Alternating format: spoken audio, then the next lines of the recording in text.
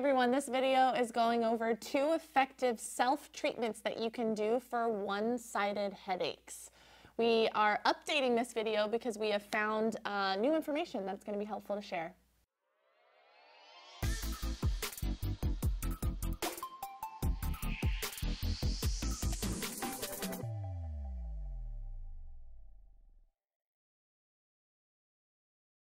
My name is Dawn, this is Sebastian. Hello. And we are the locally world famous chiropractors here in Costa Mesa.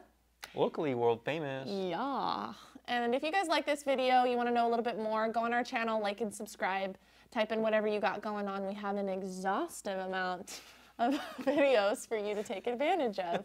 But we're going to get right into what you can do. So I'm actually going to share my own personal experience of headaches, but we're going to do treatment on Sebastian and teach him how to do it.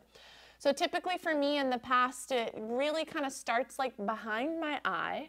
Sometimes it will present on the side of what we call the temporal part of the skull here.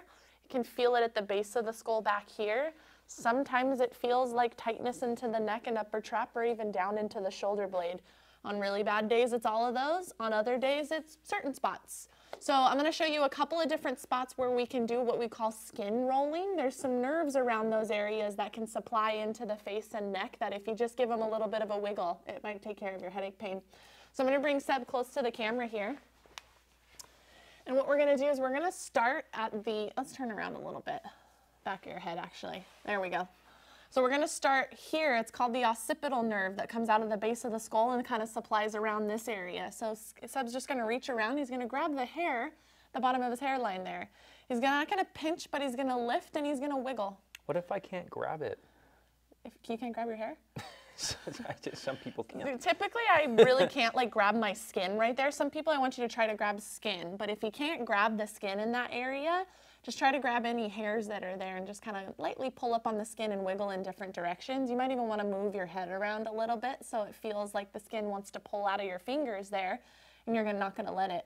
I'd spend about 1 to 2 minutes in this position.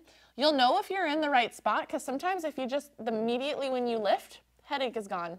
Let go, headache is back. So as you start to wiggle over time, you'll notice maybe some changes. This in the past has worked for me like a tremendous amount of times, but there's times where it didn't, and I did some exploring. Let's turn you sideways facing me.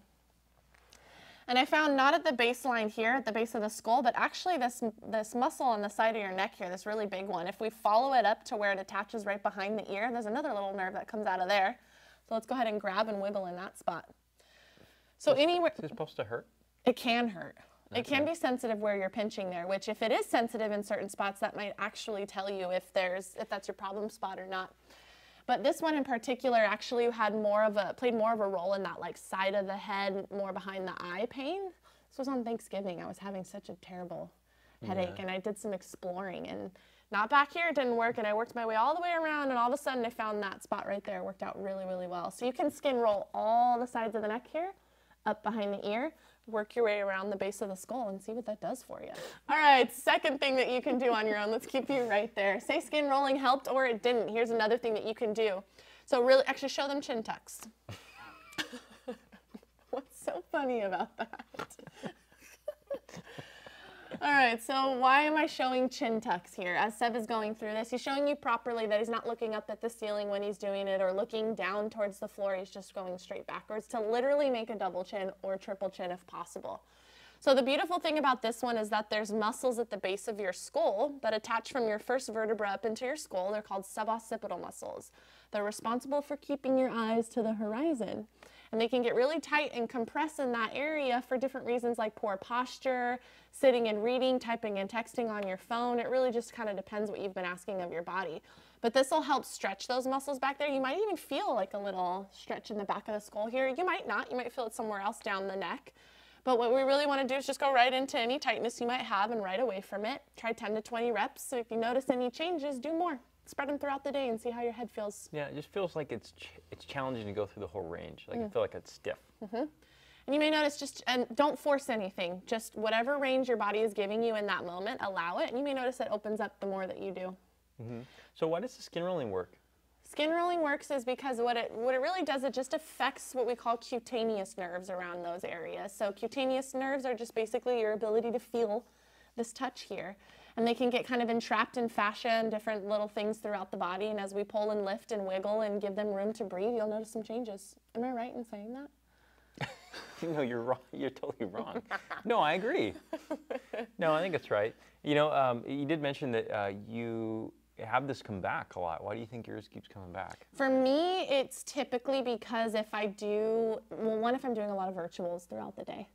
If I'm on the computer working with people and I don't pay attention to my posture, it can happen. That's usually more of that suboccipital tightness that'll occur. But in the past, traditionally, it's been a lot of overhead work for me. I got a lot of tightness in my upper trap and back that I had to work through, but that would give me headaches sometimes the next day when I was really sore in those muscles. So different rehab thing I had to work through, but we're at a point now that headaches are pretty much under control. Good.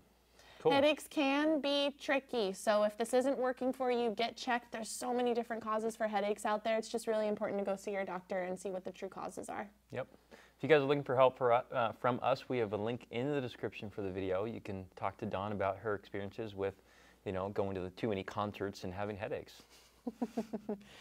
We do discovery sessions as well. You guys want to just talk and see if we're the right fit for you, or if you need to be guided in a different direction, just shoot us an email, give us a call. We can set one of those up for you and see what's going on.